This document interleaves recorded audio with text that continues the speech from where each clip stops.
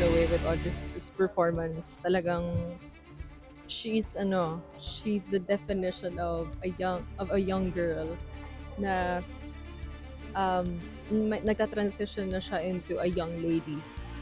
Nakakagulat din kasi grabe yung pinakita niyang range, yung power, and yung stage presence niya. Naging talagang parang ang lakas, sobrang lakas ng performance niya because of that. For me, yung highlight ng performance niya was her swag and yung kanyang grit that she really wants this. This is the